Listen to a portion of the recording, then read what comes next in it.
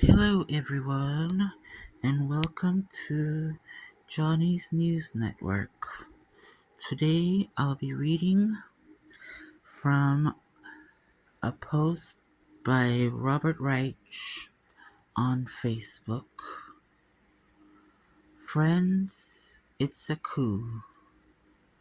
As Trump talks about taking over Gaza, quote, beautiful shoreline, Greenland, quote, great minerals, Panama, quote, very strategic, and making Canada the 51st state, the media has gone apeshit wild. Meanwhile, Trump's goons are taking over the federal government without congressional authority and very little public awareness. They're using two techniques. The first is to physically take over an agency or department. Consider U.S. aid. Elon Musk now quotes a special government employee, calls it a quote criminal organization that needs to quote die and brags about feeding it quote into the wood chipper,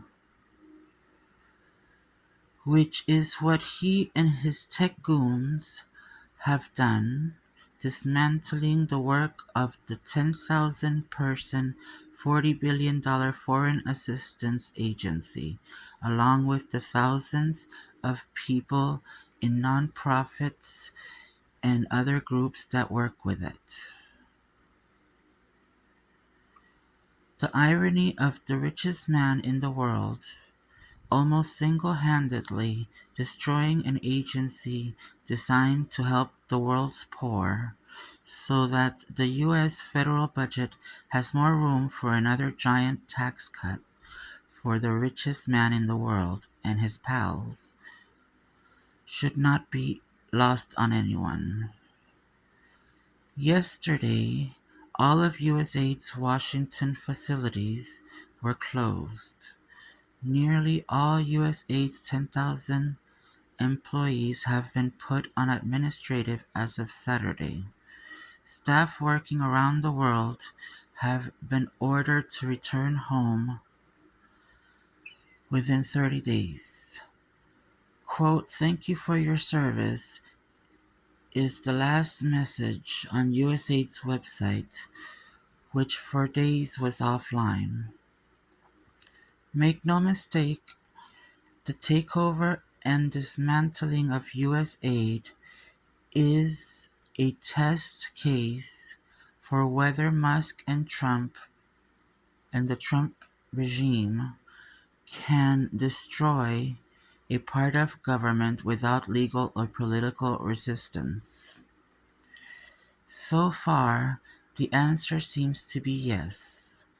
Republican Senate Majority Leader John Thune says he, quote, doesn't believe the Trump administration is closing an agency without congressional approval, but that it is rather reviewing how the agency is spending money. Thune is either a fool or a knave. The second technique being used by Musk and his tech goons is to gain access to the Treasury Department's payment system, responsible for nearly all payments made by the US government, and alter it, writing new code for programs that control more than 20% of the US economy, including Social Security benefits and veterans pay. Musk says he'll be shutting down some Treasury payments in an effort to root out, quote, corruption and waste.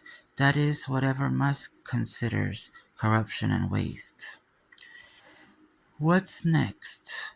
Will Trump, Musk, and Musk tech goons take over or stop funding the Labor Department? My sources there tell me Department of Labor workers have been ordered to give Musk's Doge access to anything they want or risk termination. I don't know, but I do know that nothing right now seems to be stopping them. The Republican controlled Congress has essentially surrendered Congress's powers, including the power of the purse. It has already surrendered its powers over tariffs and foreign policy. There's not much of a role for Congress left. This afternoon, Democrats on the House Oversight Committee tried to subpoena Musk, but Republicans called a procedural vote without notice so the Dems wouldn't get there on time. My friends, this is no longer about Democrats versus Republicans, left versus right, liberals versus conservatives. The choice right now is democracy or dictatorship. Or if you'd rather use the term fascism, go right ahead. And we are sliding faster than I ever thought possible into the latter. Everyone must choose which side they're on now. More on this to come. Keep the faith. Robert Reich. Well, so everybody, no one seems to be know anything that about what's going on. Um, and it's really like it's really scary. It's really important. It's really sad, and people need to wake up and start calling their congressmen and their senators and telling them that they need to do something about Trump, the Trump administration, Elon Musk, destroying our government, um, or else you will not help them get reelected. It's really important. Thank you. Have a good day. Keep the faith.